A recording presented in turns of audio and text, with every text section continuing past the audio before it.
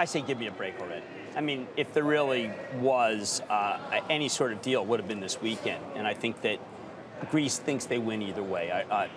The politicians there think they bow to the people if they default, and the people really want that. And if they don't, they get free money. I think they regard the money that they've gotten so far as free money. And it's really kind of basically saying to the rest of the world powers and obviously to the Germans, hey, listen, you know, we fooled you, we took your money, and now we're doing great. We don't need you. And I think that periodically he throws everybody a bone, but enough's enough. I think we all have to position ourselves for recognizing the default is coming. And if we don't get a default, it would be nice, but you have to recognize that it's pretty much game over. Meantime, auto sales out of Europe, which had been a bright spot for a while, slowest in 6 months, up 1.4. German ZEW miss at 31.5. I mean, Opel minus 5% car registrations, very disappointing.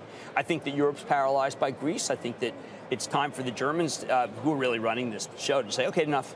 I mean, you know what? You mean just forget it? Enough. Look, here's the plan. In the next 17 days, these three things are going to happen. Prep yourself. And move on, because I think that this is hurting all of Europe. I mean, it's not like energy's come back so much that Europe's slowed down. I mean, energy's come back from the 40s to 60, but I think that a lot of things could be going right here. But it's Greece that I keep hearing about. And I got up early this morning, and before there was conciliatory comments, the futures were down really, really badly, and Europe was down. Almost everything was down more than 1.5%.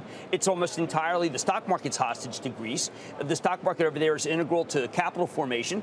Capital formation slowing down because of Greece. It's pretty obvious to everybody, and it's time to move on. It's time to take the hit. Well, given that thinking, I don't want to buy stocks for at least the next 2 weeks. There you go. Really? Yeah. That's simple. Yeah, I think you're going to get a great opportunity, but it's not here. I think you let it default already. I mean, look, default is bad. There is no doubt about it. There are going to be people who are poorly positioned. That's always the case. I'm not saying that this is take your medicine.